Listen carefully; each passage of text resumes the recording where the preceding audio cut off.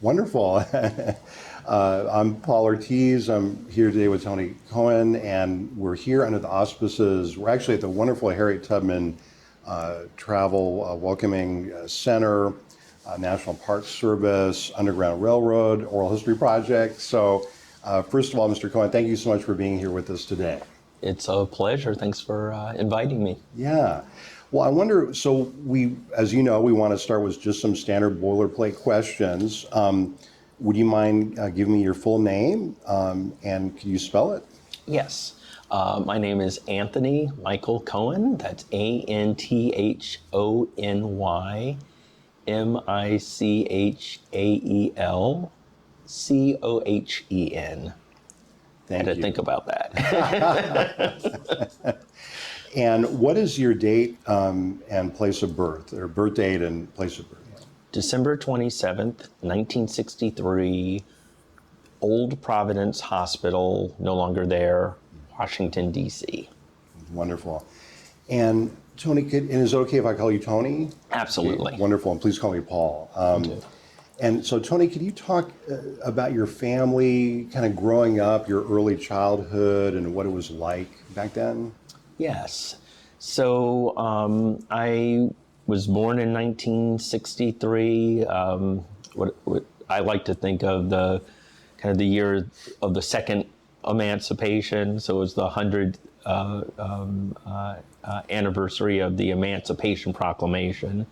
But it was also the year of Martin Luther King Jr.'s March on Washington. And I was born a few months after that. Born in D.C., lived there, I think, until the age of 5, and then we moved to suburban Maryland. My mother was a behavioral researcher. She helped train the monkeys that went up in the NASA flights. And my father was an entomologist, and so he worked at the Department of Agriculture,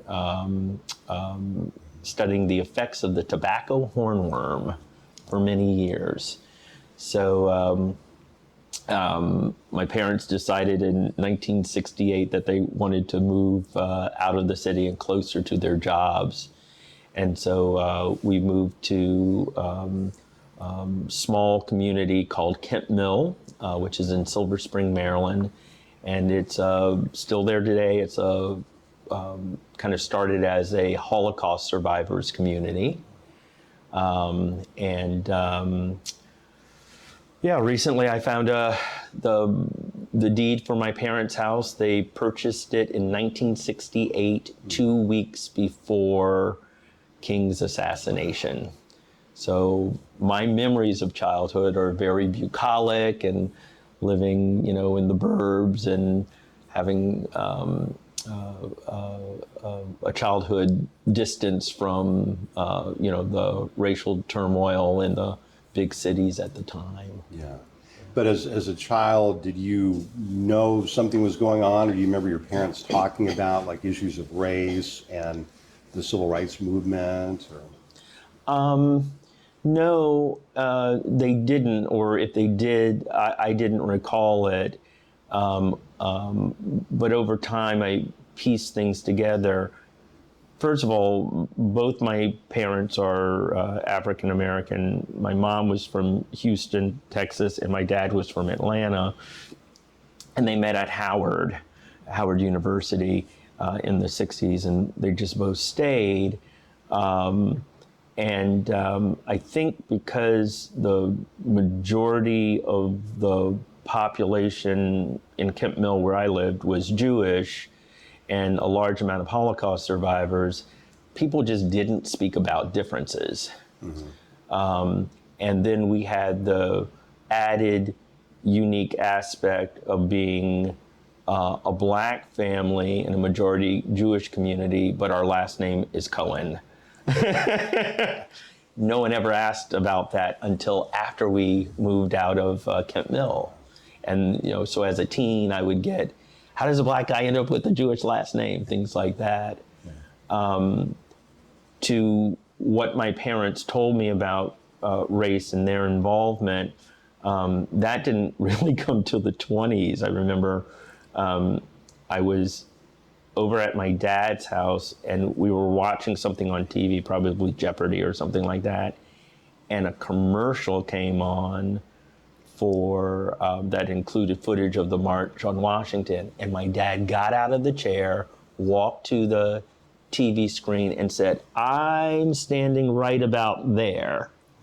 And he's pointing to a picture that was showing the reflecting pool from King's vantage point.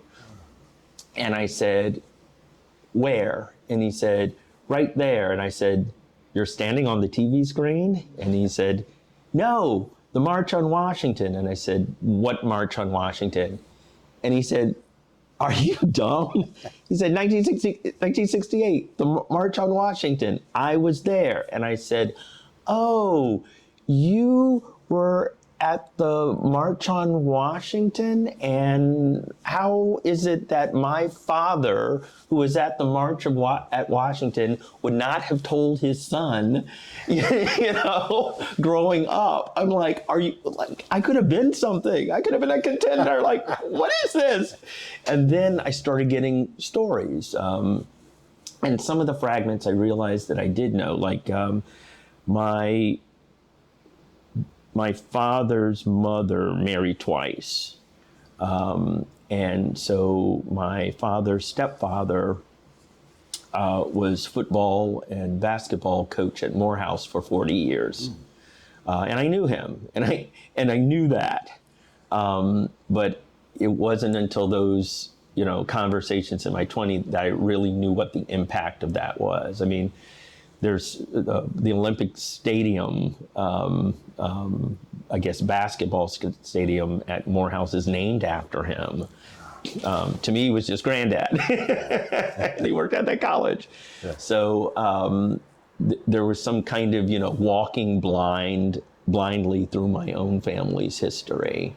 Mm-hmm. And when I complained to my mom about this, "Why didn't Dad tell me, blah, blah, blah, blah?" I then find out from Mom that when I was little, still in the baby carriage, she would take me out and picket the White House over a whole variety of things. And then I started questioning her about civil rights and whatnot, and she said, "Well, you remember that period of time when we didn't have grapes in the house?"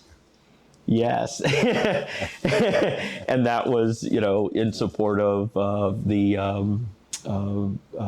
great boycott. Wow. And then it just changed. I just remembered one time this all came up in conversation. I said, "By the way, I love you all more now than I ever did," because I didn't know this. Wow. But I think they were just, living lives as modern people and doing what they could do, and that was it. Wow. Tony, when you talk about the family, older family members, did you have connections to like grandparents or uncles, aunts? Yeah, in a way, it's like a tale of two cities. When I was young, my father's mother was still alive. My father's birth father was still alive. I think he died in 1992. My grandmother in 1997.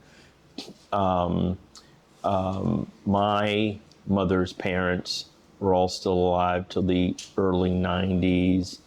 But I'm not sure I ever knew a great-grandparent, though my father's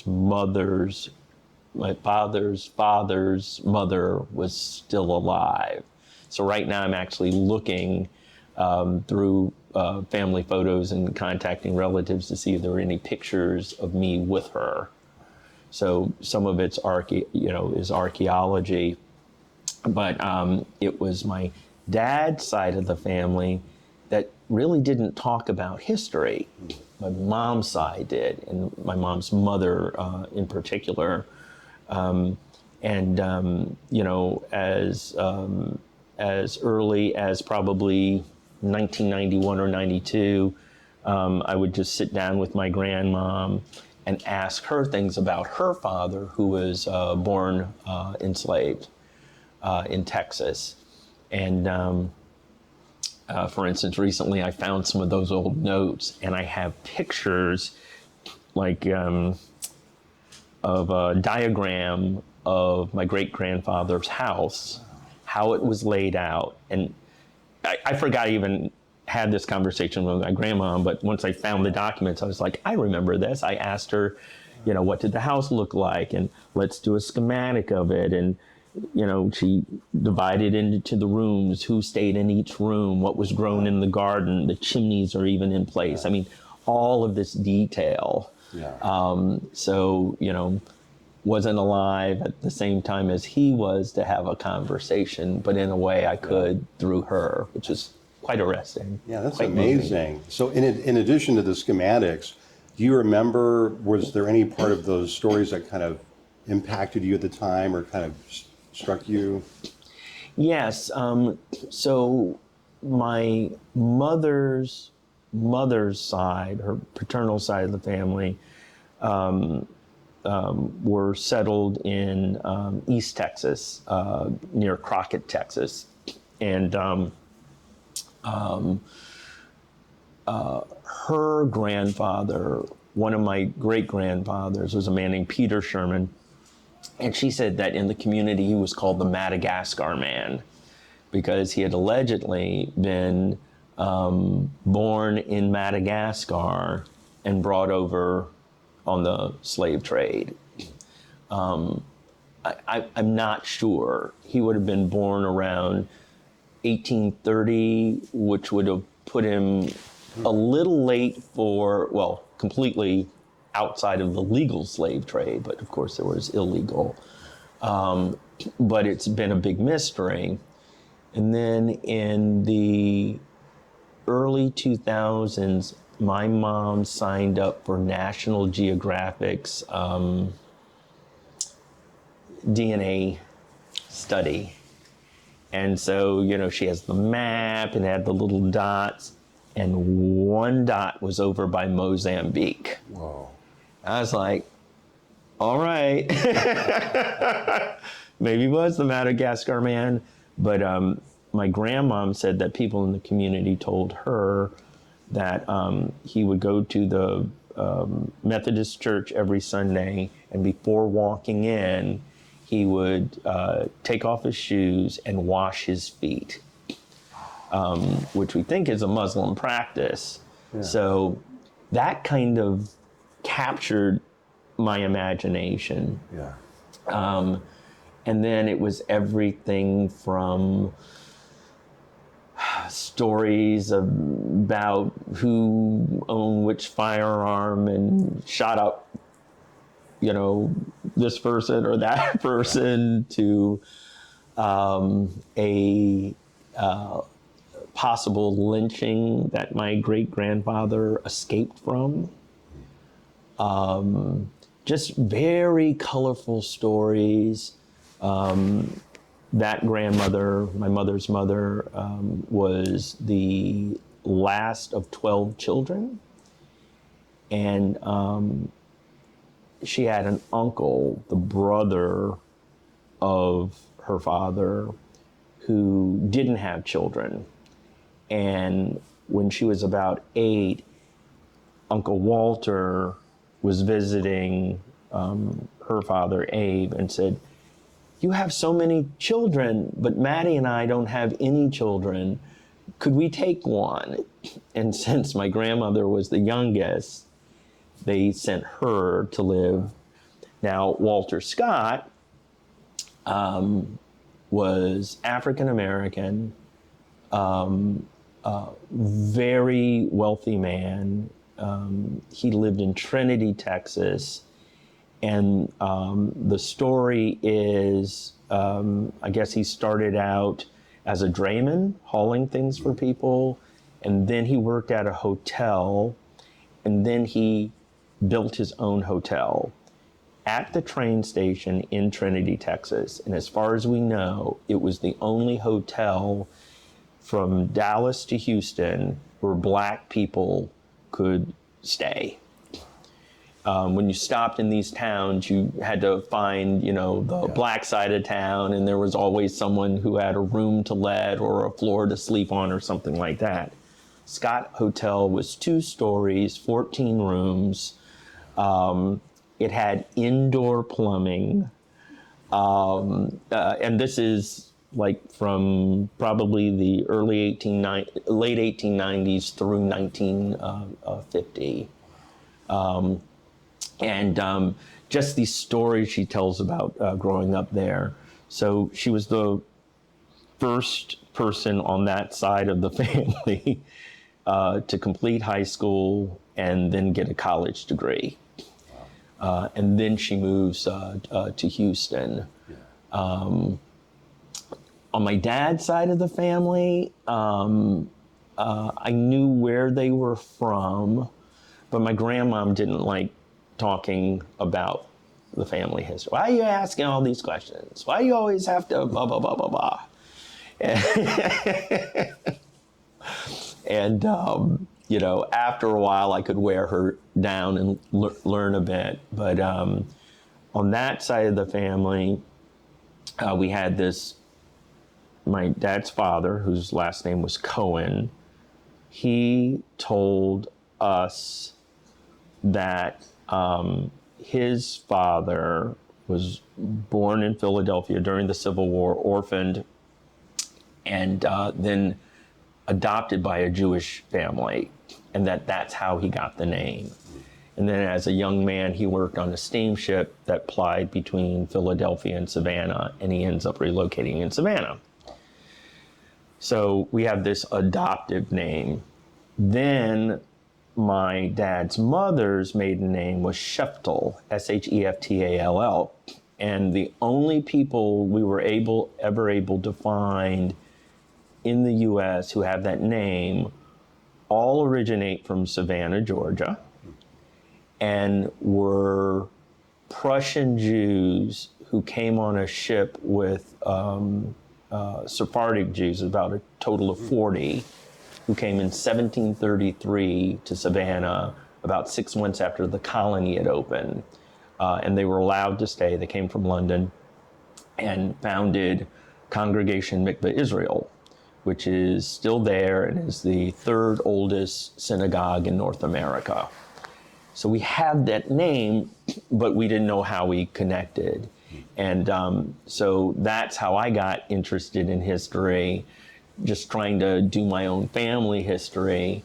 And it's a big, long story I won't bore you with, but I actually found a court transcript from the Civil War from my great-great-grandfather, who was the furthest back we could trace, and discovered through that court transcript that he was born free.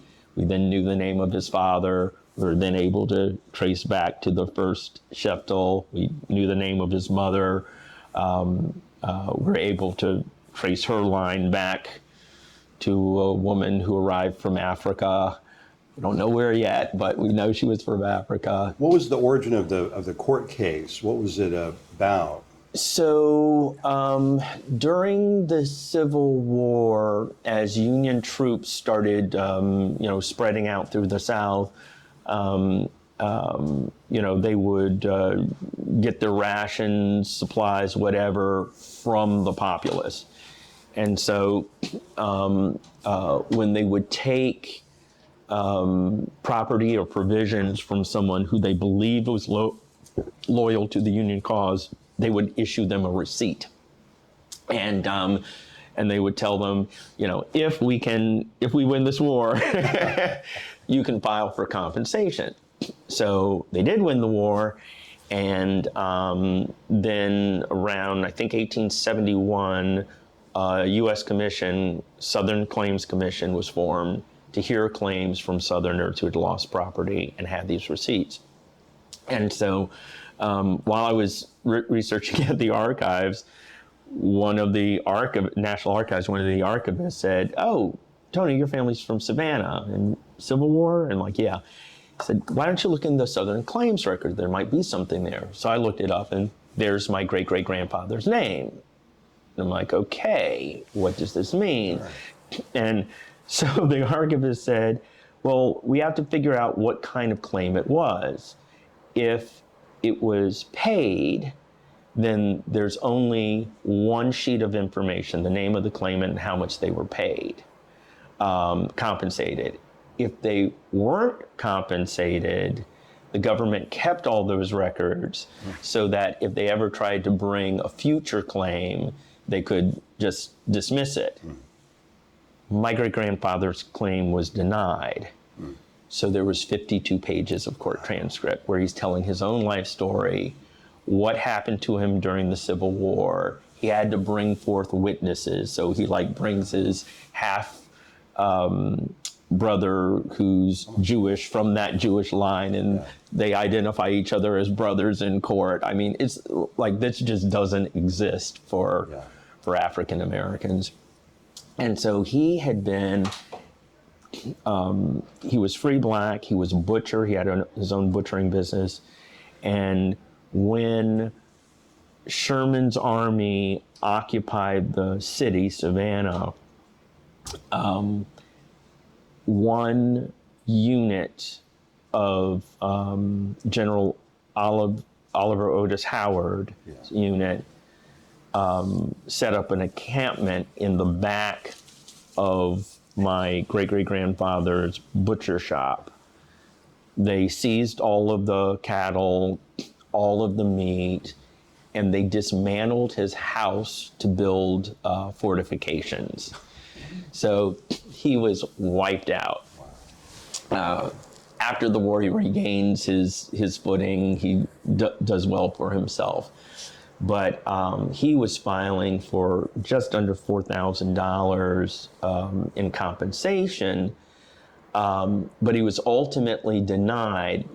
What the government would do is, they had all of these Southern claimants who had to bring forth witnesses to not only attest to the veracity of their suits, but also that they were loyal during the war. And then the U.S. government would find its own witnesses, usually other Southerners and Confederates, who would say, no, they weren't loyal. So it was very odd, right? And it was discovered that my great-great-grandfather had butchered meat for the Confederate troops, which he had to. He had no choice. He was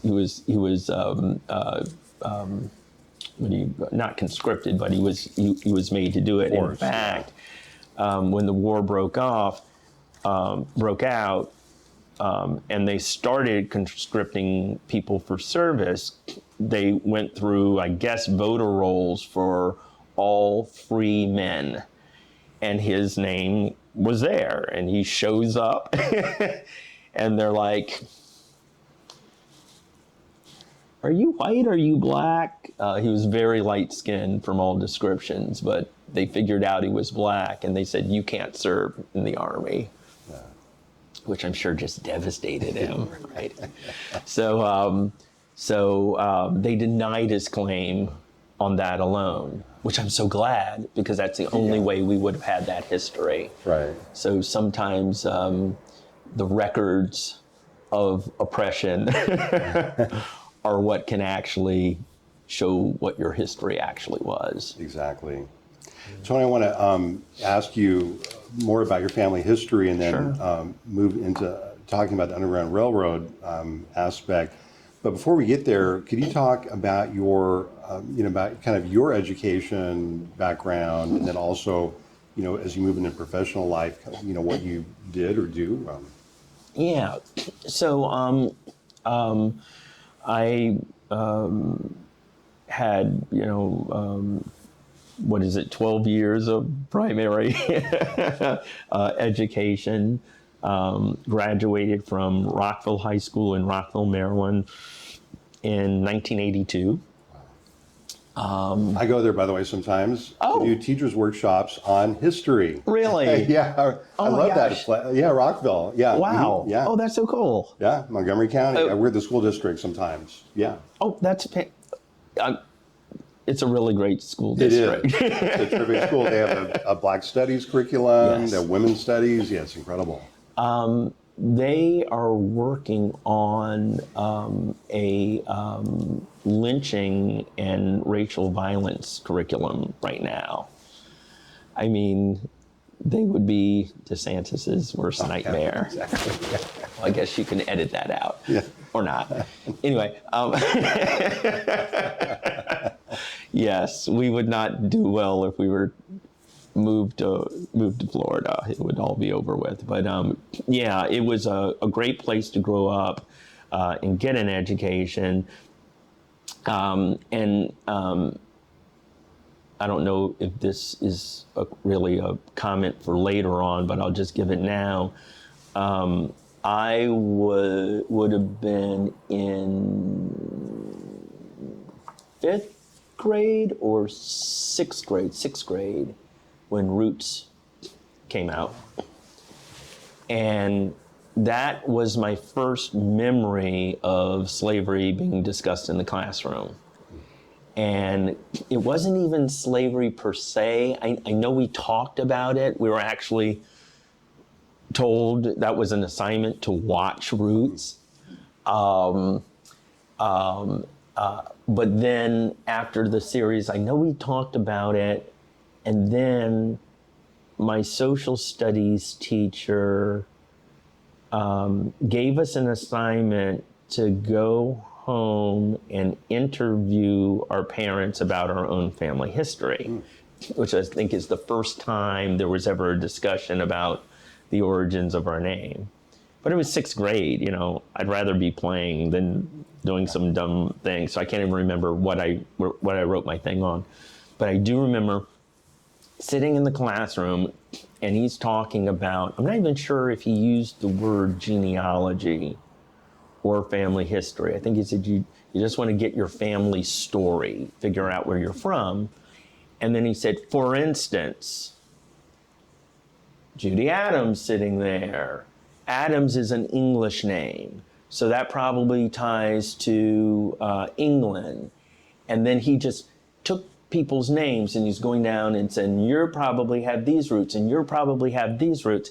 And then he gets to me and he says, now, Tony is of African descent. I clearly remember he said of African descent, meaning his family came over on the Middle Passage. Does anyone know what the Middle Passage was? No one knew what the Middle Passage was. And he said, I want you to look it up. And he said, because his family would have come over on a slave ship, there's no way of tracing their origins. But so-and-so behind him is German. And then he just kept going. Yeah. So it was like this, almost like this door opening and quickly shutting, right?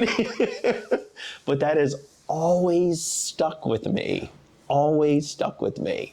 And so after graduating high school, I had a variety of careers. Actually, while in high school, we had our own licensed restaurant. And so I spent 2 years running our school restaurant. After graduating, I studied French pastry with Roland Meisner, the chef at the White House, for one semester. I thought I would be a baker. No. And then I did catering for a while. I worked at the DC Convention Center and didn't like that, and then just kind of shifted and turned my interest to music. And so I worked in retail music, eventually started my own import record business where I would go over to the UK, buy stuff that you couldn't get here from there, bring it over. I'd sell it through record conventions, trade catalogs, directly to retailers.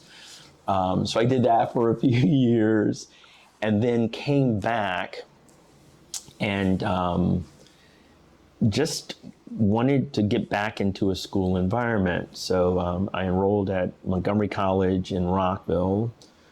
First, just kind of general course studies. But then I picked up a photography class, then studio arts. And then after one semester with half a portfolio, I applied to the Corcoran School of Art. For some reason, they must have been desperate. They let me in.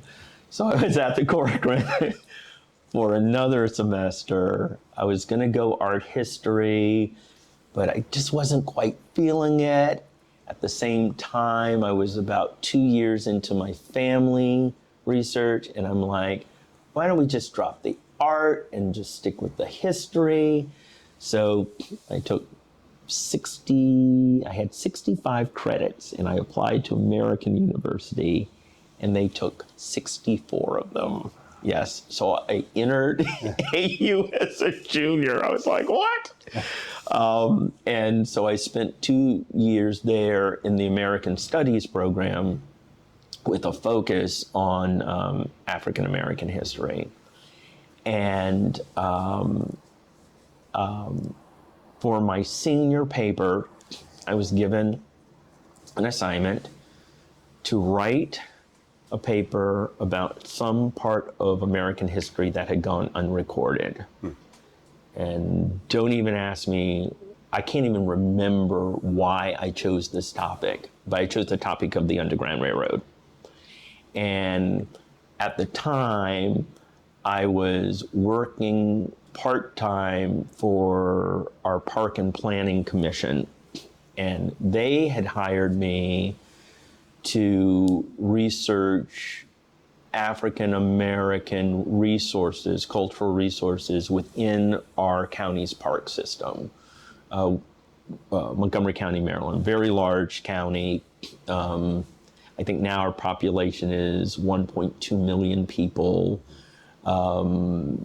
Very diverse. And so I was doing this research there, going to school, and then on the weekends, I was volunteering at the Montgomery County Historical Society. So I was like, I need to do a paper on local history so I can actually do my research on the weekends when I'm at the Historical Society. So I chose the Underground Railroad, and that I was going to document, see if there was an Underground Railroad in Montgomery County, Maryland. At the time, there was no, as far as I can find, there was no local history or major or even minor full book that had been written on the operations of the Underground Railroad in Maryland. There were books on people like Harriet Tubman, Frederick Douglass, players in that movement, but no comprehensive history. So I kind of went into it blindly. And I remember going in one weekend, and one of the archivists who had just been there for years was there. And I said, hey, I need help with something. I have this assignment. I have to work on this paper on the Underground Railroad in Montgomery County. Do you know anything about it? And she's like, oh, glad you asked me, because there was no Underground Railroad in Montgomery County. And I'm like, oh, why not? And she said, well, we were a southern county in a southern state, because Maryland's south of Mason-Dixon line. And she said, this county was very much pro-South. She said when the war broke out, many men from the county wore the uniform, but it was gray, not blue. They all went across the river. And she said, and besides, the blacks wouldn't have gotten much help here anyway. And I said, why not? Like now? Like I'm not getting much help? I guess I'm the blacks. And she said, well, in the 1860 election, only 5 people in Montgomery County voted for Abraham Lincoln, and half the population were slaveholders. And I said, 5 people. She said, yeah, they were Quakers. And I was like, Quakers, Underground Railroad, I'm in, thanks. I'm like, and where would these Quakers be? She's like, oh, Sandy Spring. And just the way she said it, I mean, she was from a old landed family. So I was like, I gotcha. And so I'm off to Sandy Spring. And then everything started opening up. So I spent 6 months working on the project. I documented 30 places or points of interest in our county that connected with the Underground Railroad. I documented, using primary sources, 3 safe houses that were used and 6 routes of escape that passed through or started in our county and went north to places like Philadelphia. William Still, so far I've identified 12 or 13 people who went through Still Station who are from our county. And I keep finding more, because sometimes people who went to Still would say, like one person said he was from Kilmaine, Maryland. Well, Kilmaine is the name of a plantation house in my county. It's not a place name. It's the name of an actual farm. And so I looked up who he escaped from and all that kind of stuff. And yep, there he is. So keep finding people even after all these years. But anyway, so I write this paper, 45-page paper. I got an A. I graduated. And then maybe about 2 months later, the same archivist who said the blacks wouldn't get any help said, oh, did you ever finish that paper on the Underground Railroad? It's like, yeah, here it is. She read it. She was bowled over. She went to the board of the Historical Society and said, we need to publish this. And so they got a grant.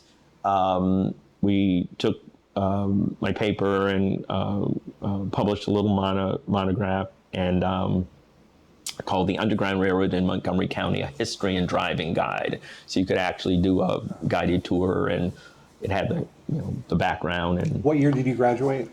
I graduated in 94. Okay. Why do I want to say 93? Yeah, 94. It was 94. And September, May of 94, right. Yeah, May of 94. And then by December of 94, the booklet was published. Wow. 500 copies. We figured we'd sell them out of the museum gift shop. 6 weeks later, all 500 copies are gone. Local school system picked them up. A chain that we had in DC called Crown Books picked them up. Libraries, instant bestseller. And then I started being asked to go and speak in classes, which was totally, out of the blue. And people paid me to speak in classes. So that was kind of nice as a budding historian who was out of work at the time. But then during one of those classes in Rockville, Maryland, I was telling the students about the Underground Railroad and how it operated near their school. And one of the students said to me, Mr. Cohen, were you afraid when you escaped on the Underground Railroad? Thinking that because I knew about it, that I had actually been a traveler. And you can't, kick a kid and say, I'm not that old, right? But I was thinking it. Little brat. No, just kidding. Love the children. Yeah. But I was like, what? And then after I thought about it, I was like, that's the best question in the world. First of all, I brought history to life for them. And then I just had this idea. What if I were to take one of the routes that I documented and walk it? Maybe a section every weekend. Where would it lead me to? What would be the next place? When I got to the next place, could I do the same thing there, like the next county that I had done in my own? Stop, ask people what they knew about the Underground Railroad, so forth and so on. Long story short, in 1996, that's exactly what I did. I walked from Maryland to Canada along the route of the Underground Railroad. And that's how I ended up in this field of work, and have just never left. Wow. So. Tony, when so you talked, and I want to ask you a few follow-up questions about your educational work. But before that, did you have a chance when you were doing this research to go back to your family and to talk to some of your elders about this research, and do you remember their reactions? So when I was doing this research, my dad and my mom were kind of aware of the progress I was making. They were very proud, and as soon as the booklet was published, I'd like to say my parents bought half of them. They didn't, but they were sending them around. Unbeknownst to me, I did have a family connection to the Underground Railroad. And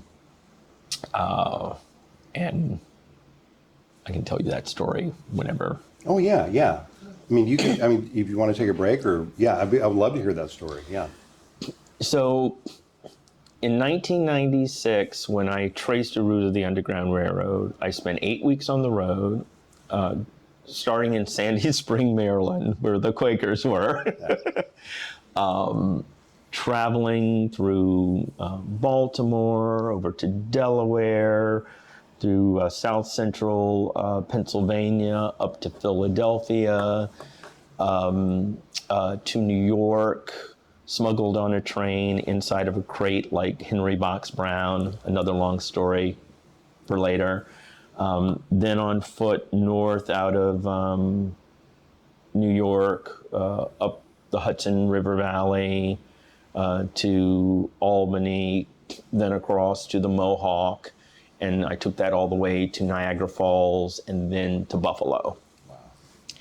And as I went along, the trip was supported in part by the National Parks Conservation Association. They were just forming this idea they had, which became the Underground Railroad Network to Freedom, and to commemorate the Underground Railroad through the National Park System. And so they gave me some support because I was stopping at national parks along the way that had, so it was really cool. And so they put up on their website the itinerary for my walk, a map, and then just instructions. I mean, this was 1996, so, the public aspect of the internet was still fairly young, but people would find this webpage, and then they would email. And we had on the webpage, if you see Tony is coming through your area and you know of an Underground Railroad resource, please send us an email. He might be able to stop and speak with you in your community. Well, people were sending information just around the clock, but they were also like, well, I see Tony's coming to my town. I can put him up in my house for the night. So by the time I got on the road, I had a place to stay every single night of my journey. People put me up along the way, which was just crazy. Fed me, washed my clothes, the whole 9 yards. So by the time I had gotten to the Niagara region, a group of historians and museums and community activists on the American side of the falls had partnered with counterparts on the Canadian side of the fall, and they had, unbeknownst to me, worked out an agreement with U.S. immigration and Canadian immigration for me to cross from Buffalo to an area just north of Fort Niagara on the river at a non-legal crossing. Wow. So when I arrived, at the riverfront that day, they say, "Oh, we want to show you something at the river, and then you're going to cross." And I thought I was going to cross on one of the bridges, right? They had the immigration officer standing by the water. She asked me for my passport. She looked it, she stamped it, she got an autograph for her father. And then they put me in a boat and they took me across the river. I was the first, they said I was the first person who had crossed legally in 70 years. And it was the old freedom seekers crossing place. If you could get to that, someone would give you passage across. So I cross, I get to the far shore, and there's a woman named Wilma Morrison, who's a Canadian archivist. She started a museum to the Underground Railroad, and she greeted me. And then Canadian immigration stamped my passport. It was the weirdest thing ever. It was so incredible and so out of the surprise.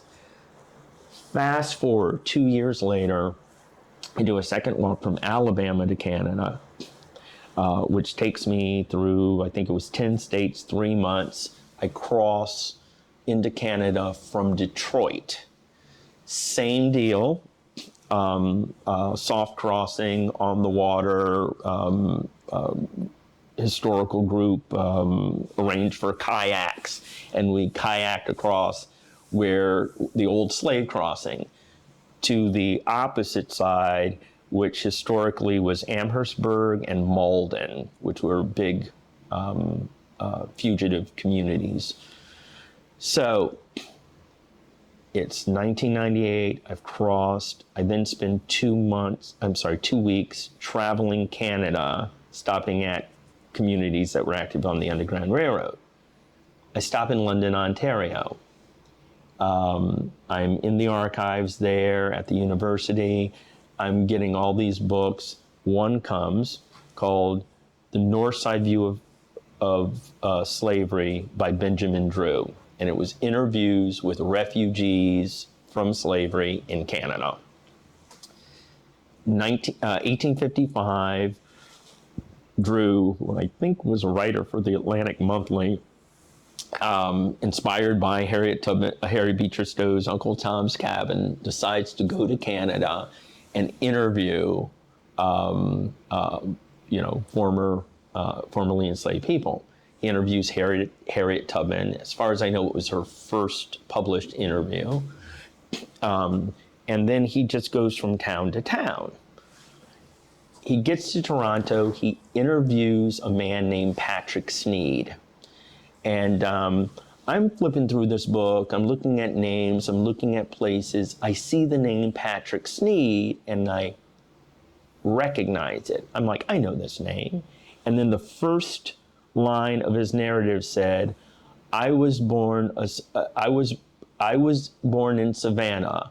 I was born a slave. And as soon as I read that, I was like, I know this. I said, I think I picked this book up before at the Library of Congress. I closed the book. I send it back. Next book, blah, blah, blah, blah, blah. 3 weeks later, I'm back in DC. I'm at home. It's 3 a.m. I wake up, you know, the old Dracula movies where he just like comes out of his coffin like that, middle of the night, and I'm like, Patrick Sneed. That's someone that my great-grandfather mentioned in his Southern claim.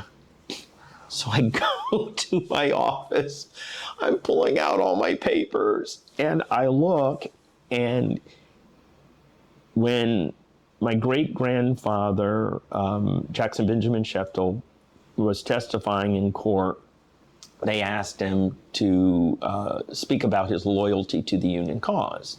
And one of the things he mentioned was that he had two uncles. He said one was a man named Robert Haynes, who had served in the Union Army, and describes this guy having escaped through Confederate picket lines in Savannah and getting to South Carolina, where he joined, I think he said, I think it was the U.S. 33rd, which was the second name for the first South Carolina that Harriet Tubman led on her Combahee River raid. So I recently figured that out. So he may have been involved with Harriet Tubman, but I can't even think about that now. But my great-great-grandfather also mentions, he said, I had another uncle, and his name was Patrick Sneed, and he came to Savannah with Sherman's army. So there it was, Patrick Sneed. And I remembered at that moment, it was like, okay, so the name was the two people, the runaway in Canada with the name Patrick Sneed, who was from Savannah, and this person who's my great-great-grandfather's uncle, who's named Patrick Sneed, who was from Savannah. What's the likelihood that they're the same people? When I first, years before, found that Southern claim, I know I'd read all of this, and I had seen the name Patrick Sneed, and he said, came to Savannah with Sherman's army. Well, that didn't make any sense to me. What do you mean, come to Savannah? We're all from Savannah. Where was he coming from? And then over time, I think I thought, oh, when the army came in, slaves would, run to their protection. And so he probably marched into the city with them and probably worked, as a laborer with the army, and then may have moved off. But once I found the thing in the book of interviews with fugitives, I then realized or speculated that he had been from Savannah, escaped on the Underground Railroad, got to Canada, and then after the war, he had come back. And Drew's interview was, 6 years before the war began. So fast forward, that was 1998. Within 3 years' time, I had done enough research to not only confirm that both Patrick Sneeds were one and the same person and a relative of mine, great-great-granduncle, but that when he was in Canada, he would sometimes stay in Toronto, but some part of the time he was in Malden or Amherstburg, where I had crossed into. He was in Detroit, where I had crossed into. One summer, he was working at Niagara Falls, another big long story I can tell you sometime if you want to, but he was arrested at the falls, taken to Buffalo to be put on trial. Law enforcement thinking that he didn't know anyone there and that they could remand him to Georgia. But he gets to Buffalo, and it turns out he had lived there too and knew the mayor, who he hired as his legal counsel, who got him off the hook. And he leaves the courthouse, gets in a carriage, dashes to Black Rock Landing, to the very place that I crossed in 1996. and got back to the Canadian side. So not only did I discover this family member, but realized that on both of my journeys, I had crossed his path at multiple points. And then realized that's the story. That's incredible, because I've, in some of the research I've done, I came across Niagara Falls as a place, where there's huge conflicts, and there are people who are, anti-slavery, but there's a lot of pro-slavery people there too. Oh, yes. Absolutely. So that must have been incredible. Pro-slavery people who lived there, but even more so, Niagara Falls, Saratoga Springs, all these places in the north where Southerners would summer themselves because of the cooler climate, or they had mineral baths or stuff like that. No Southerner in their right mind would want to spend the summer in the South, right? So those, big planters would just go north, and someone saw my great-great-granduncle and recognized him.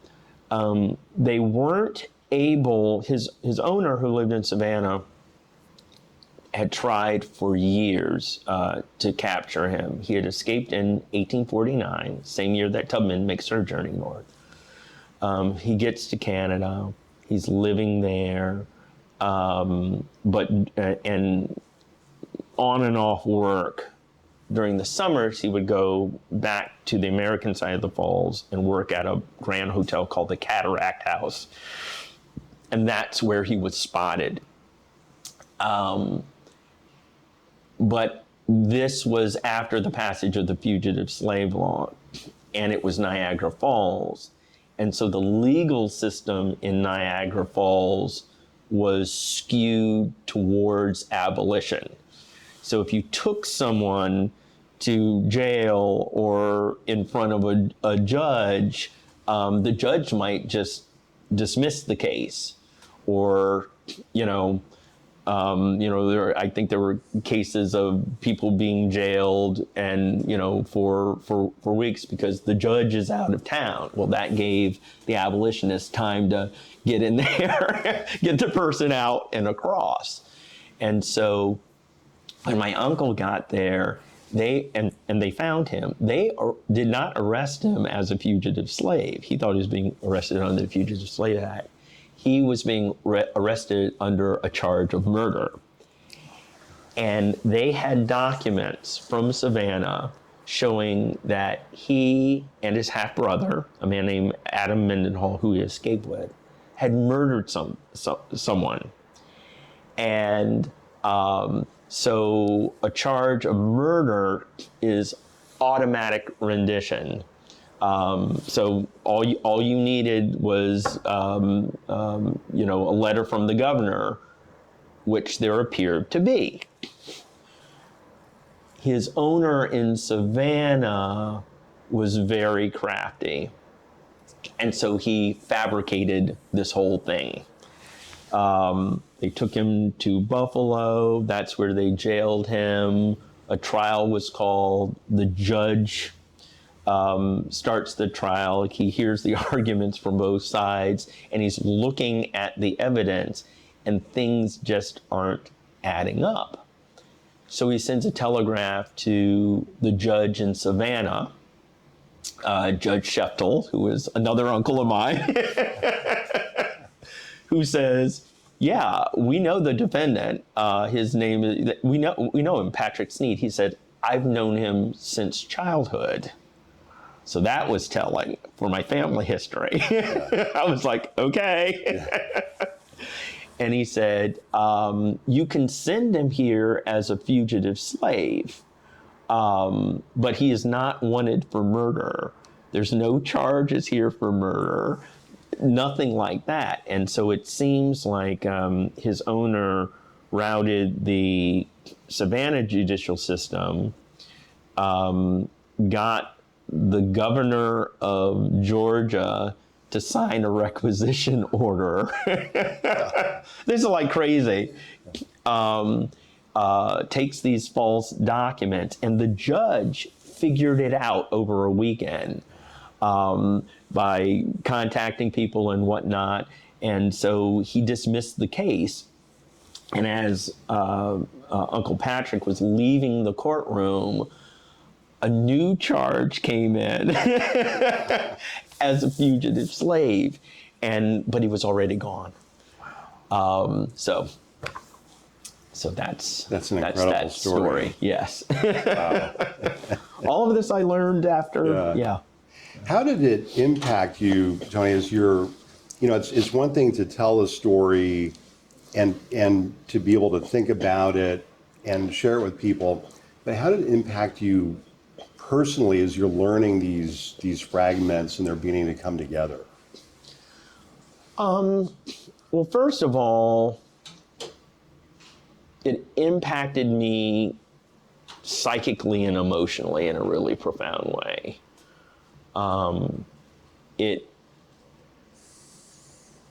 put me on notice that all of our ancestors have experienced just amazing things in their lives. Not even 1% we will ever know. And that you could spend multiple lifetimes just, trying to capture snippets of what came before you. So it's very humbling. I feel very small in the work.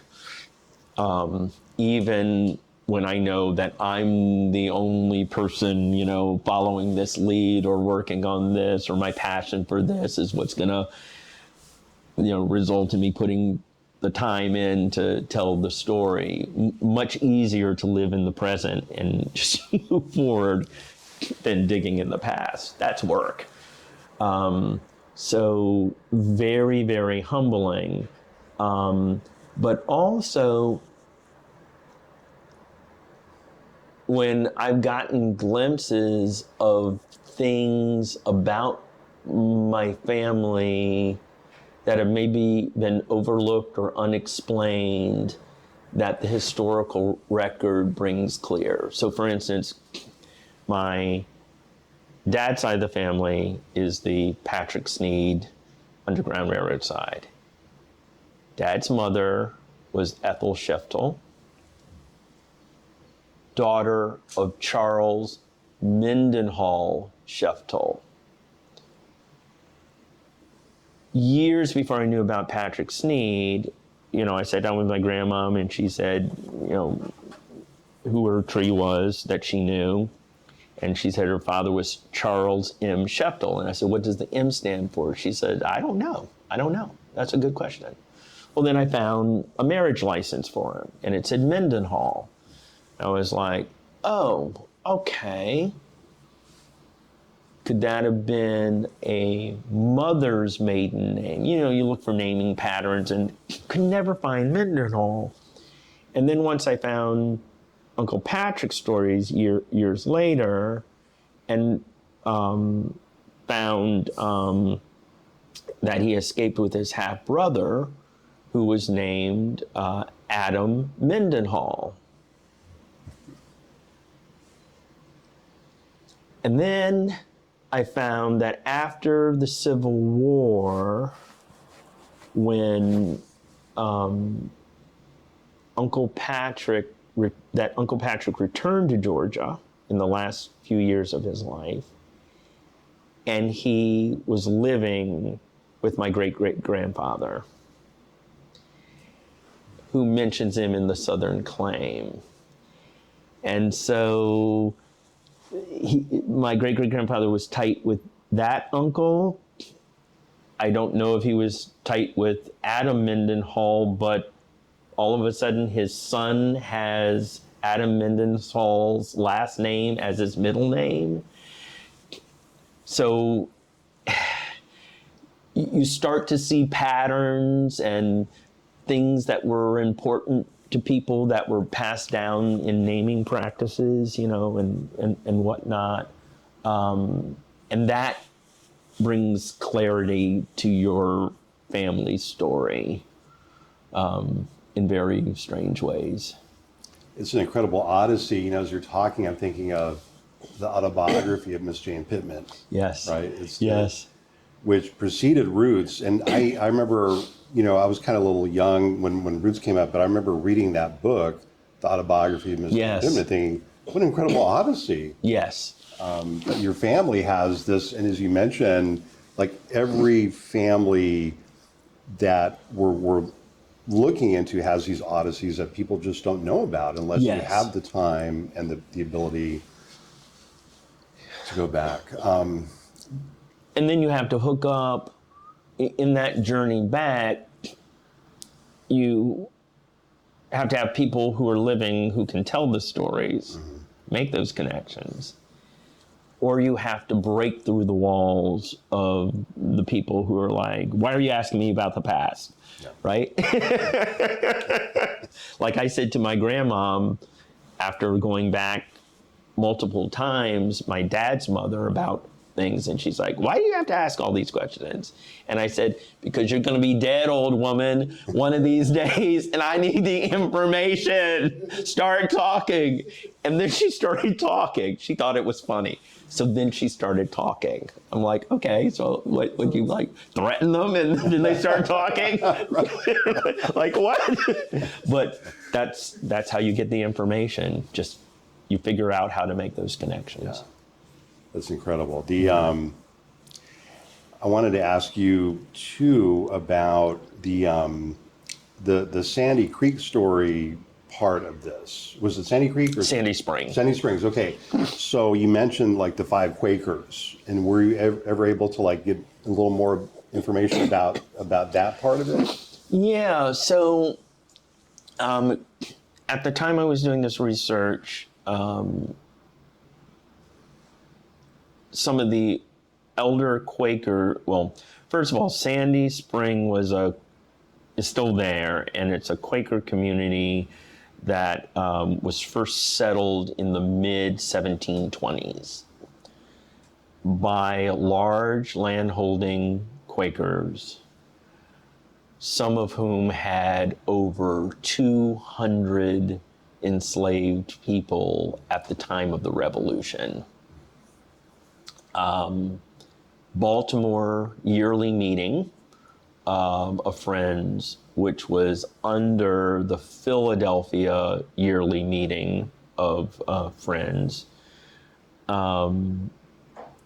decides, I believe in 1777, that slave holding is no longer in keeping with the tenets of the Friends, and that people are to divest themselves of their human property. You can imagine how that went over. Very slow process, but some people start immediately like, yeah, great idea. Yep, you have your freedom. Others may have converted the status of being enslaved into an indenture. So you're really free. But by the turn of the century, I believe, maybe even as late as 1810, most of the slaveholding Quakers of Sandy Spring had divested themselves. And a free black community pops up, actually about 5 free black communities, little satellites around Sandy Spring. So the history of freedom was there. When I got there, some of the older Quakers started a museum called the Sandy Spring Museum, and they were sending their family papers and archives and whatnot there. And so when I went there the first time, I encountered a non-Quaker woman who, I don't even know how to she was a local history person. I'd call her a historian. She wouldn't call herself that. But she's from one of the oldest families. And she, oh, there's no Underground Railroad here. And, but you're free to look at whatnot. And so I started with some of the general histories, some of which had been written by people who were there at the time, and found one account of a house called Bloomfield, which still stands, that was owned by the Bentley family. And it was a story in a book about old homes in Montgomery County. And part of the story said that Bloomfield was a likely station on the Underground Railroad. One night, a Negro comes to the window in one story, to the door in another version that I found, knocks on the door, taps on the window. Friend Bentley comes to the window. He knows the person knocking or tapping, who says, "Friend Bentley, could you please point me out the North Star?" And according to the tales, Bentley points. And then, according to family lore, the slave arrives safely in Canada. Okay. So if he just pointed, how do you know he got to Canada, right? So you take these stories, these colorful tales, and start analyzing them. I showed this to a couple of people, and then they started networking me. I got a call from a woman named Mary Lillian Moore. She and her husband Brooke Moore were treasured members of the community, and they knew a lot of the history. And they were in their 80s in the 1990s. And one of the homes, historic homes in near Sandy Spring, that they descended from was a house called Mount Airy, and it was a country inn. And the story was that there was a lamp that would be placed in the window, like a oil lamp. And if guests were staying at the inn, the lamp was dark. But if no one was staying at the inn, there was a light on the lamp. And that meant people could stop there. So they tell me this, and they said they want to invite me over for tea. So I'm like, I'm all about tea. I'm on my way. So I go over, we're having tea, we're making some of the connections. I'm showing them some of those stories, and they're like, oh, that came from this source. And oh, that came from this diary. You should go find the diary. It's at Sandy Spring Museum. So back there, and, finding multiple versions. But they had the table that was a little taller than that stool, but almost the shape of that stool, that lantern used to sit on, and it was still in their house. So seeing stuff like that, I was just like, all right, white noise be gone. Let's, something real is happening here. Let's go with the real. A few years later, I'm researching at the Ohio Historical Society. They have a collection known as the Wilbur Siebert Collection. And Siebert was a professor of European history and early American history at Ohio State in the 1890s.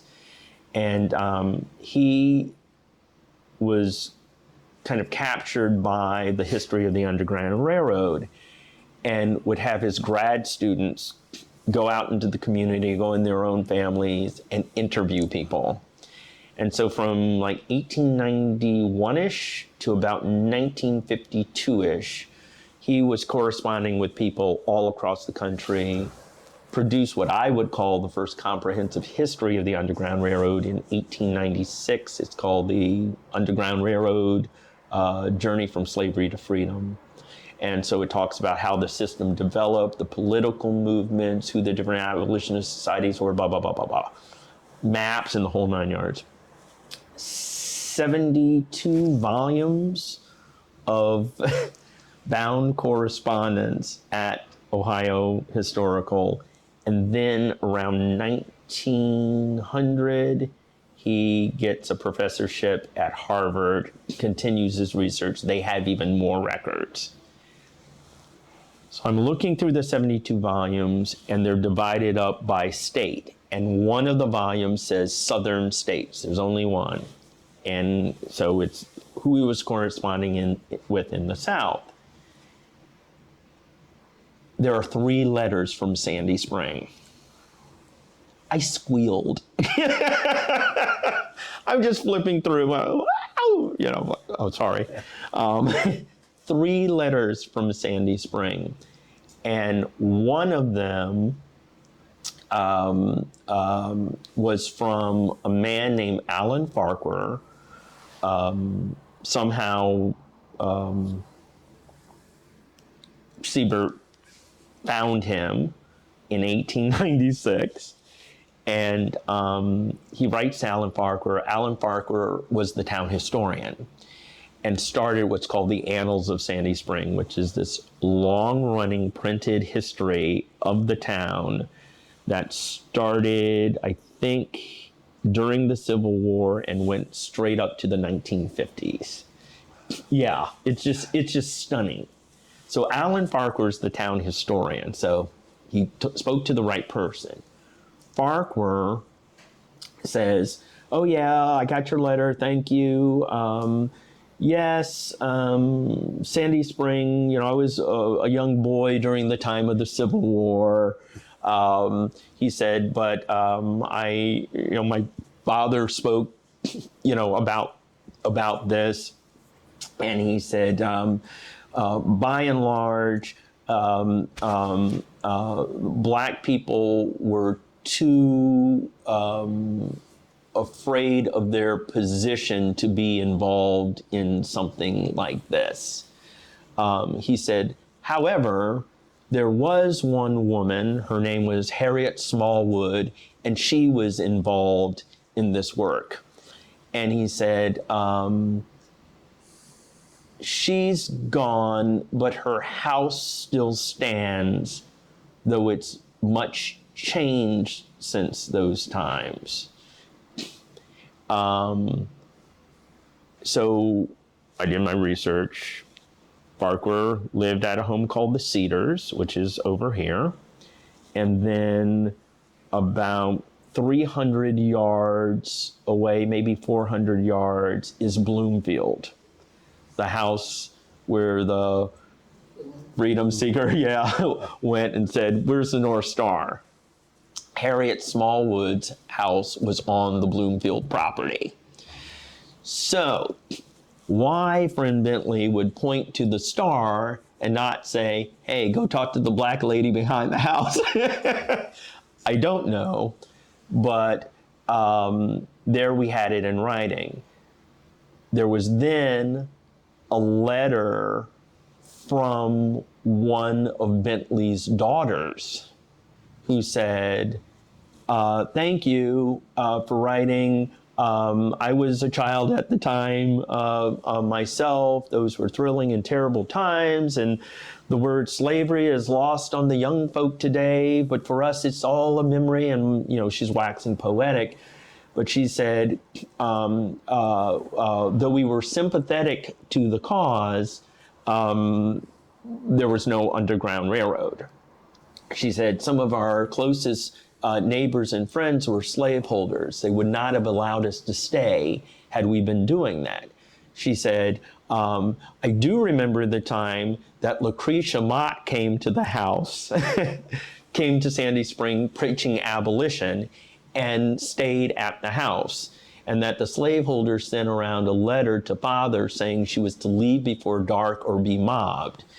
And how father sent a letter to the slaveholders reminding how good of a shot he was with a rifle. Hence, the mobs never arrived. But we weren't a stop on the Underground Railroad. And she said, oh, and I remember the night that the Negro came to the door and asked Father to point out the North Star. But we weren't part of the Underground Railroad. So even in the research, it was figuring out what people meant by the Underground Railroad. You know, it was a system of aid, of forwarding. Sometimes a station didn't forward you. It provided clothing, food, medicine. Other stations provided financial assistance. Some provided the transportation between stations. It was all these different things. So that was a letter. And then the third letter was from the caretaker of a woman named Lee, who said, I got your letter, I asked Miss Lee, and she mentioned several people in the village who were involved.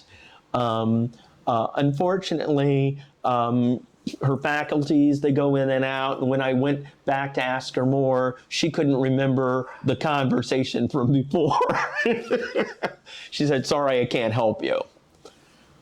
But there it was, right?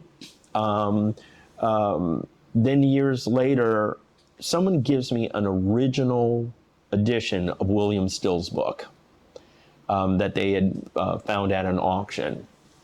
And I'm flipping through it, and it looks like, you know, my reproduction version from the 1980s or whatever.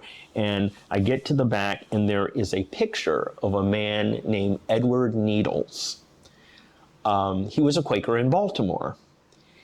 But unlike all the other pictures in Still's books, which have biographies of the people and how they were involved, and by the way, only pictures in Still's book of people are of people who were active on the Underground Railroad. But there's Edward Needles' picture, but no biography. So the woman who said Bloomfield was not a station on the Underground Railroad, I was there, yeah, I remember the runaway slave who came to the door and blah, blah, blah, blah, blah. She also says, now, my grandfather, Edward Needles of Baltimore, he was involved, and his business was firebombed a dozen times by local ruffians. And he would go into the slave pens and talk to the slaves and try to win their freedom. But that's there in Baltimore and not here. And then I found his portrait in Still's book. So I am convinced, well, I know for a fact that Sandy Spring had an Underground Railroad, but I'm convinced that they connected with relatives in Baltimore. Elijah Tyson, one of the earliest Maryland Quaker abolitionists, his children and grandchildren lived in Sandy Spring. In the 1880 census, 1870 or 1880 census, I found Harriet Smallwood, the woman who Alan Farquhar mentioned did that work and lived on the Bloomfield farm. In her household is a child, a black child under the age of, it must have been 1870 census, like under the age of 10. No, it must have been 1880. Black child who was born in Canada. Now, what? How? Black people in the 1800s from Maryland didn't vacation in Canada. Yeah. They escaped to Canada. After the war, they came back. He's listed as her grandson. So she had a black grandson born in Canada. So you can document the Underground Railroad. There are primary sources a lot of people don't know about, like the Siebert collection, Still's records, the Gay collection in New York, people who kept ledgers, abolitionist societies who kept record books. The information can be recovered, but it's a process. This is just an amazing analysis that you're providing, both in terms of your research methodology, analytically, what you did, the lessons that come from the Underground Railroad. But I wonder if you could kind of think about the subjective side. And, when we were talking with Bob Seeley yesterday, he was talking, well, what does this all mean, like now, Yeah. And one of the things he said was, to me, the Underground Railroad is all about, the takeaway for him is, people helping people, and how you continue to do this in a society where often the pressure is not to help other people. So someone comes to you, Yes. they're in need, and you just say, well, I'm just too busy, or something like that. But for you, what are some of the takeaways of this? Like when you talk to younger people, or you're trying to say, this is what the Underground Railroad means to this world now. Yeah. I think for me, I would say that the importance of the Underground Railroad in the present, and I'm totally with Bob on that. And in fact, when I did my walk and people were putting me up in their houses at night, they all were saying the same thing. I've always imagined that if I lived back in those times, I would have helped people. And I know you're not an escaped slave going on the Underground Railroad, but I'm just glad I could be part of telling this story. So people imagine themselves in a just world, whether or not they actually live in one. They paint that picture in their head of the world that they want. And you can either create that, out of whole cloth, or you draw from something, a tradition, inspiration, previous movements. And that's what I think the draw of the Underground Railroad is for most people. For me, it's the evidence of our humanity over time. I think of the Underground Railroad as, one of the world's first human rights movements, upon which a lot of stuff rests. When I was in high school, we read Civil Disobedience, as a, kind of civic document. But that was about speaking out against slavery. So sometimes the true roots of our history are obscured by, how it's been morphed and shaped and understood and misunderstood over time. Well, yeah, and there's different ways to fight back against oppression, right? I mean, there's people who speak out against things. Like everyone knows now who Frederick Douglass is, or they should know. Yeah. But they don't know, 99% of the people that you just mentioned who are integral to undermining this atrocity. And, I think about even, your father at the March on Washington in 1963. I mean, no one knows he's there, but if he's not there with 250,000 other people, there is no March on Washington. That's right. Right? So that... Absolutely. Absolutely. It was so funny because a few times I like interviewing the same people about the same thing with the same questions multiple times. You just put time between it and you get different answers. Often you get the same answer, but things will bubble up. Oh, did I tell you the last time, blah, blah, blah? Oh, I didn't? Why didn't I? Like, I don't know. Why didn't you, right? And so you get these layers of information. And so, one time I was talking with my mom about the march, and I said, so Dad was there, where were you? And she said, dealing with you starting to kick.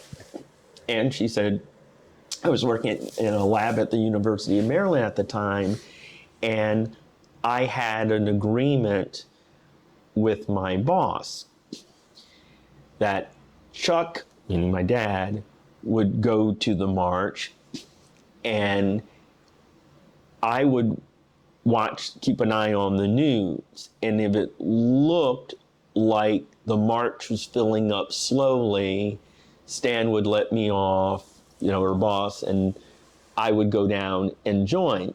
And she said, TV, radio showed people, flooding in. Yeah.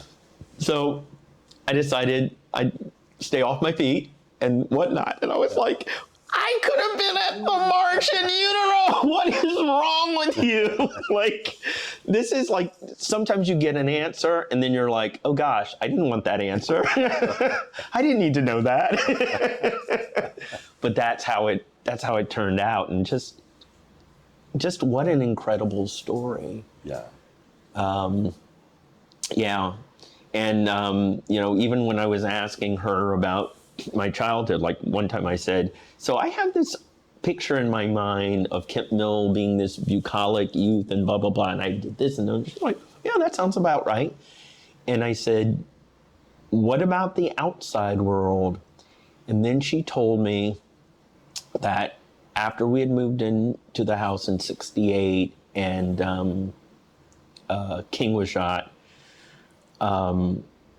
she said, I guess it was the next morning, she had driven up to the local grocery store to pick up some stuff, or she was on her way. And we live very close to the Capitol Beltway. So she said, as she reached Georgia Avenue to go down a block to the grocery store where we shopped at, it's called Snyder's, it's still there after 70 years. She couldn't turn because the National Guard tanks were rolling in off of the Beltway to go into DC. And she said she just sat in her car and cried. And didn't wake me up and say, hey, right? In fact, the first time I ever remember seeing my mom crying, this is so funny. My parents were married from 1963 to 1973 or 74. I didn't even see her cry through the divorce. But in 1980, when I'm in high school, she comes to my room in the morning, shakes me, she's crying. And I knew something was wrong. I thought someone had died, granddad, dad. I was like, who died? And she grabs my hand and she's trying to get the words out. I'm like, Mom, what happened? Who died? And she said, John Lennon. Wow. Yeah. Yeah. Wow. Then I understood my mom. It was so amazing. I thought it was someone in our family. I guess it was. Yeah. Yeah. That's incredible. Incredible. Anyway. Wow. Well, Tony, I feel like we have kept you like all morning. I feel like kept you all morning. You've gotten through 3 questions. No, this is incredible. I mean, I'm just so grateful and humbled that, you're at the top of our list, and this is going to be so, because, we're doing at least about 38 more interviews. And so this is going to be so wonderful, for our students, what we're going to learn and what we're going to be able to share and get into curriculum, share these stories in Florida schools, whether or not the authorities approve or not. Yes. One of the questions before we kind of wrap up, but I know you've been working on this, but about places that should be listed on the Network to Freedom, but that aren't there yet. So like yesterday, going to Bob, he was mentioning, places, and Sherry was taking notes and stuff. So that's one of the things I know that the Park Service is really keen on, is thinking of more places that should be on the Network to Freedom but are not. Yes. Names of places. You probably have, yeah. Well, something came up last week. Again, back to my county. In 1845, a large group of enslaved people escaped from Charles County, Maryland, southern Maryland, and made their way through the District of Columbia and up what is now Route 355, Rockville Pike, old federal highway through our county. And they get to a place just outside of Gaithersburg, Maryland, north of Rockville, south of Gaithersburg, someplace in between. One of the local papers called it that they were stopped at Club Town, which just sounds horrifying. And we've never been able to put it on the map. But an organized posse, a group of patrollers called the Montgomery Volunteers that were kept on hand for just these kind of things, uprisings, came out on the road, and a battle ensued, and some of these folks were killed, others severely wounded, some escaped. But the fact that they got so far, from Charles County, Maryland, it must be like, I'm guessing they traveled at least 50 miles, maybe more than that. How large was the group? Yeah. At one point, it was over 70 people. Wow. From what we've been able to figure out. I'm not sure if that there were that many once it had reached Gaithersburg, but they were trying to get to Pennsylvania, and it was a straight shot from there, but a long shot, straight shot and a long shot. But the question is, as we've been piecing together the route, where would be the best place to commemorate this? Mm-hmm.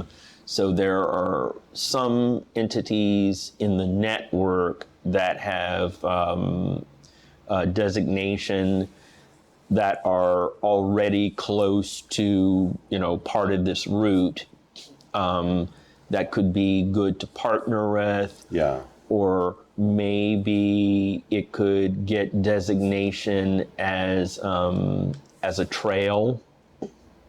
Wow. Which I'm not sure the Network to Freedom does right now. My county, I believe, next to Dorchester and Caroline combined with the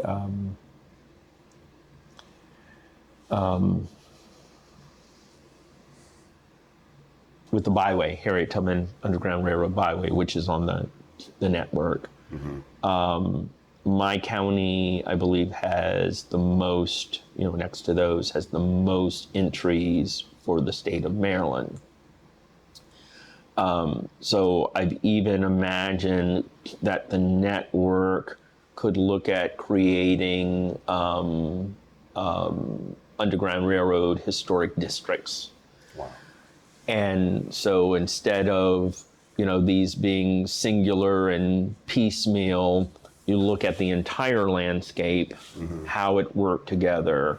So you're talking about cultural landscape, geographical landscape, yeah. transportation networks, something that's a bit more holistic and connective, might be a good option for the network in the future. It's a great option because, if you think of, as you were telling me this story, I was thinking of, in the National Anti-Slavery Standard, yes, they would tell stories like this. Mm-hmm.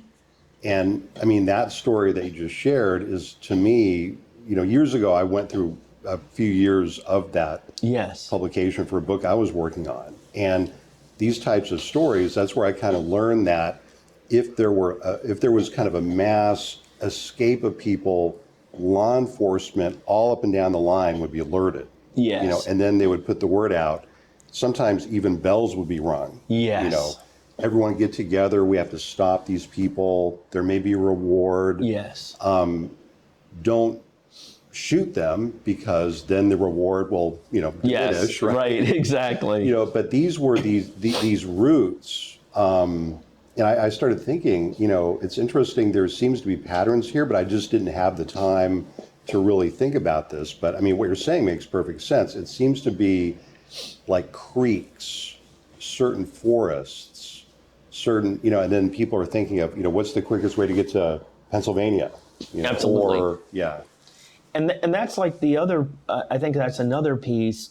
There's the history, what we can find, what we can document, and those are little pins on the map. So this organization or, this town has submitted or this archive. But we want to connect history with people. Should be about real people. Yeah. So how do we create a connective experience that allows people to kind of flow and move through those landscapes and stories? Yeah. So it's that connective tissue. And then that can aid in, like efforts for heritage tourism. So when you're going to these historic districts, you can have a variety of experiences, but you can also, do that over a weekend and, tell a more connective story. Yeah, exactly. Is there anything else, and we can always we have the capacity to do follow-up interviews. Sure.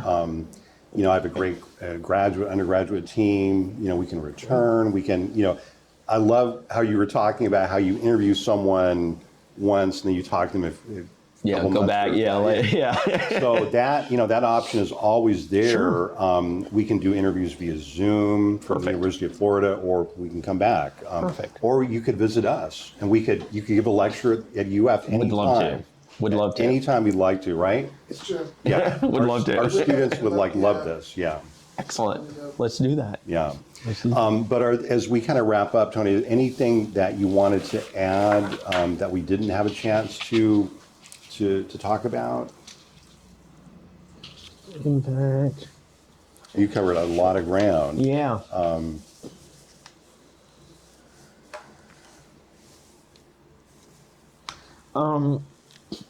What I'll do you have photographs, documents, or objects that relate to the history at home and collection? Yeah, I'm willing to share stuff. Thank you.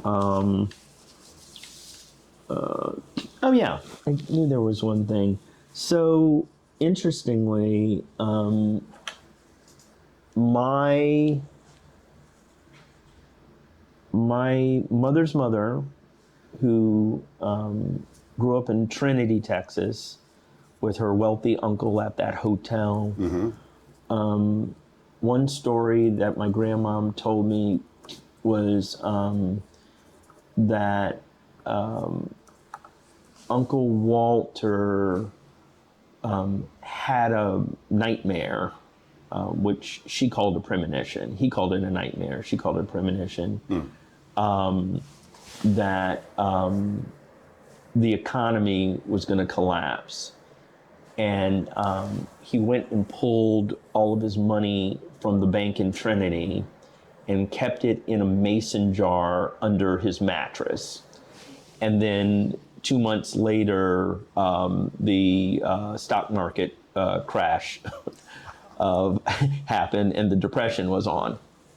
And he was the only one with money.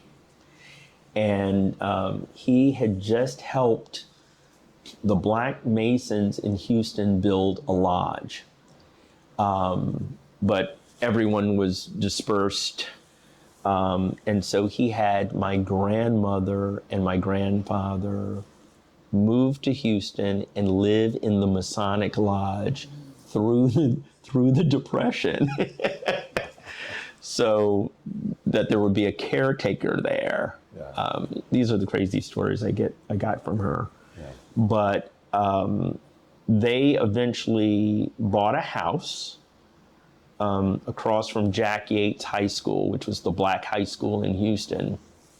At the time, my grandfather was a Pullman dining car porter. So I still have some artifacts from his job, like the brass buttons from his uniform, things like that. And my grandmom was diagnosed with cancer. And so she has this idea that that she is going to borrow $100 from my grandfather. She said, Cleve, if you can just give me $100, I'd like to put a little building in our front yard and sell Coney Island hot dogs out of it. And she said, all those kids that pour in and out of that school every day. So he gave her the money. She had this little Coney Island stand. It was a structure about the size of this room built. And she said that she did it so that once she died, he'd be able to retire from the railroad and stay there with the kids at the house and run the shop. She said from 1941 to 1952, when she closed it, when they moved Yates, she said she made no less than $100 a day, and she was open for 3 hours a day. 6 months later, she learns that her cancer diagnosis was misdiagnosed. She didn't have cancer. Yeah. She kept that business. She's like, you stay on, you keep on the train. She paid off their mortgage, I think, in a year and a half. I mean, just like ridiculous stuff. But anyway, they grew up in Fifth Ward. Our friend George Floyd went to Yates, and they were 2 blocks away from the original Emancipation Park.